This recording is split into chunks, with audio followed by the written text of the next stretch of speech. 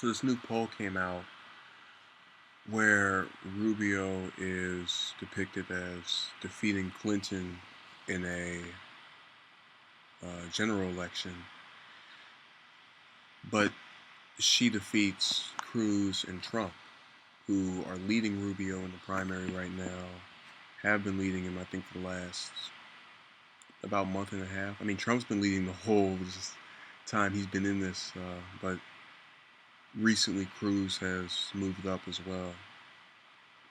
And admittedly, Rubio has too, so they're all kind of rising in a way.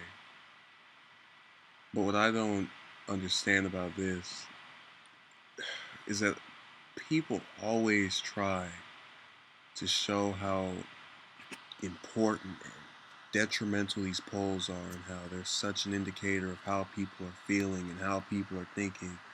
But the general election isn't going to be held for another 11 months. It's as if no one remembers that when they're doing these polls. They just think, oh, if it were held today. But it's not being held today. There's another almost full year before we get to the actual election. So when people go, oh, he's winning in this poll, so that means we have to go for him and we have to elect him. No, I really hope no one thinks that way. I really hope not.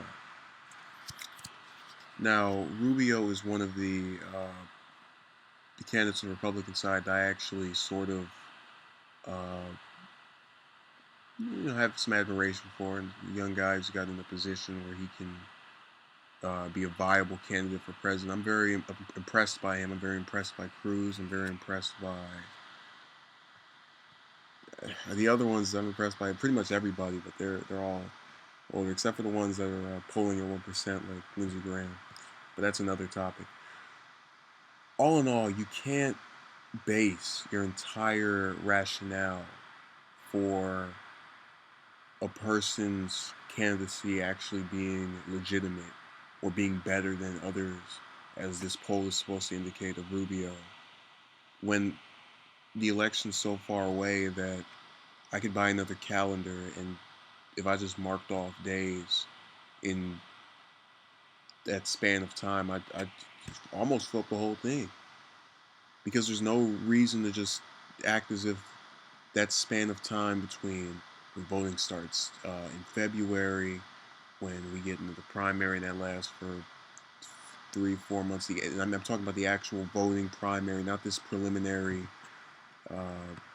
nonsense we're having right now. We have it every election cycle, but this one's just for so long. I just want to start voting. Hurry up. When we get past that, that's when to actually take into account, oh, this person could win, this person couldn't win, this person we don't know about. So I think that's the biggest issue for Republican candidates. I will say that I honestly believe Rubio has the best chance out of any Republican of actually being able to defeat not just Clinton, but Sanders and O'Malley, any of them. Of course, O'Malley won't even get there, but he is, if not moderate, appeals to a younger demographic. I sat in this class before, and they watched the first Republican debate, the one back in August, in Cleveland, Ohio, and Rubio starts talking about abortion or his pro-life stance, which is something that I think most people my age and most people in that class disagreed with. I'm just assuming, but what I know for a fact is that the person next to me expressed their admiration for him and how much they liked him. I was kind of surprised by that, just because they're not really into politics or anything relating to this nature. So all I'm getting at is, it makes total sense to me if he wins a poll that, or against a Democrat, that Cruz and Trump may not be able to.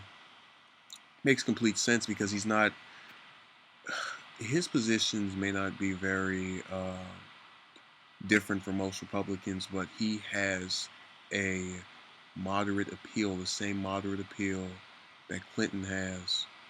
And I think that's really, really important for any Republican candidate if they want to actually win the election. They're talking about just social positions, that's, I think most people wouldn't cross over for that reason. They're crossing over because they want a better job, a better just things relating to them. We're not talking about someone's views on these types of things. We're talking about the economy, about fixing inflation, other types of issues that really affect people as a whole. Nobody should really care about whether or not I think women have the right to get an abortion or not when I can fix the economy. And that's what people are mostly gravitating to. That's why people like Trump as much as they do.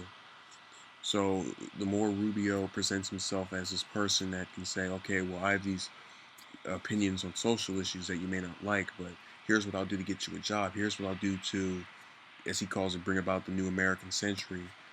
I think that's when we're going to see his campaign, which is already doing much better than it's been doing in the past, start to rise more and more and more. It's going to just overtake uh, both Trump and Cruz if he does what I'm saying.